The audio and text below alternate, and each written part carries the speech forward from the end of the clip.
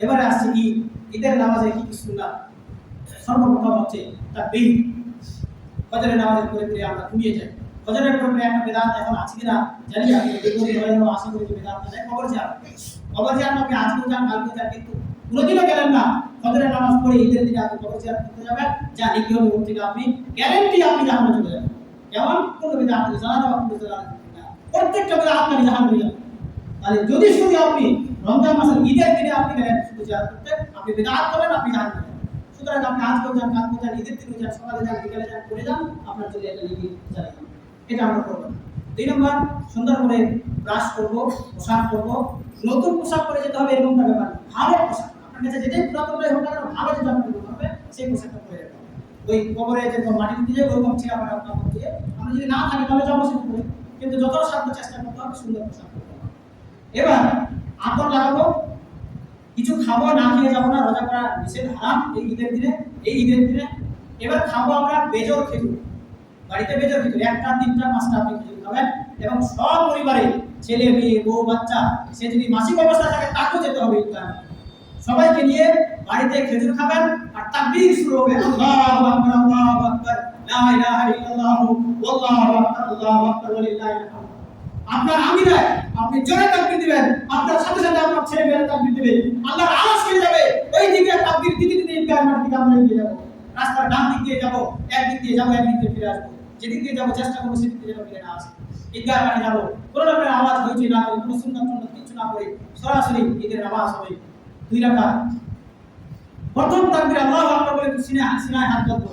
আমরা জানি সবই, তুমি একটা ডিভাইস করে দিচ্ছি, হাত বাঁধবো, আল্লাহু আকবার বলে হাত বাঁধলাম, এবার সানা করবেন, সানা করা শেষ হয়ে যাবে, তারপরে প্রথমে সাত, পরে আবার 5টা আমরা করি কি এটা বলা আরম্ভ করে দিলাম একবারে না, আল্লাহু আকবার বলে হাত হলো, সানা করবেন ইমাম সাহেব, তারপরে আবার এটা এই 7বার, তারপরে 5বার, 5টা।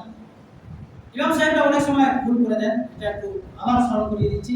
প্রত্যেকটা নামাজের জন্য সুন্নাত হচ্ছে যে নবী করিম সাল্লাল্লাহু আলাইহি ওয়াসাল্লাম নির্দিষ্ট কিছু সূরা পড়েন, তাহলে ওই সূরাটা যদি আমরাও পড়ি তাহলে ডবল নেকি হবে।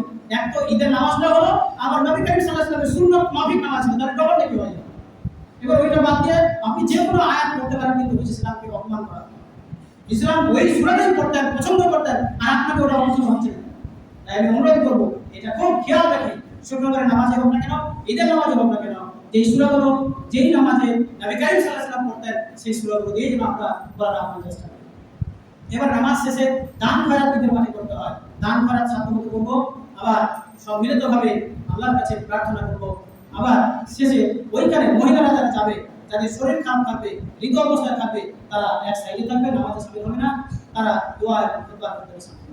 রাজাল ইসলাম একটা কথা মনে রাখতে হবে যে খুতবা এত গুরুত্বপূর্ণ বিষয় একটা, যে নামাজ না পড়লেও খুতবা শোনার জন্য ঋতুবতী মহিলাদেরকেও ওই ঈদগাহে পাঠানো হবে। আপনি কেমন মুসলমান খুতবা আরম্ভ করতে চলে আসে, আপনি না গেলেও তো পারতেন, না গেলেও তো পারতেন, কে আপনাকে ডেকে নিয়ে গেছিল? এটা হচ্ছে ধর্মকে অবমাননা করা, ধর্মকে ছোট করে দেওয়া।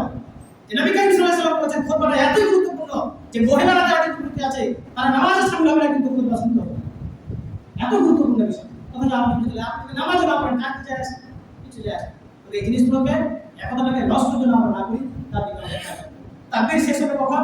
ঈদগাহ মাঠে নামাজ শেষ, ঈদগাহ থেকে যখন ফিরে আসবো তাকবীর ওখানেই শেষ। এই ছিল সংক্ষিপ্ত খুতবা। ফিরে যখন আসবো আমরা আবার যে পথে গেছিলাম তার পূর্ব দিকে আসার আমরা চেষ্টা করব। আল্লাহ তাবারক ওয়া তাআলা যে আমলগুলো আমরা করলাম, আল্লাহ ভুল ভ্রান্তি করে তুমি ক্ষমা করতে ভালোবাসো, তুমি আমাদেরকে ক্ষমা করে দিও। আমাদের এই দুর্বল আমলগুলোকে তুমি তোমার কবুলিয়ত দান করিও আল্লাহ। আল্লাহ যে কয়টা দিন বাকি আছে সকলকে সুস্থ রেখে, সুস্থ শরীরে সুস্থ মনে আমাদের সকলকে ঈদ উদযাপন করার তৌফিক দিও আল্লাহ।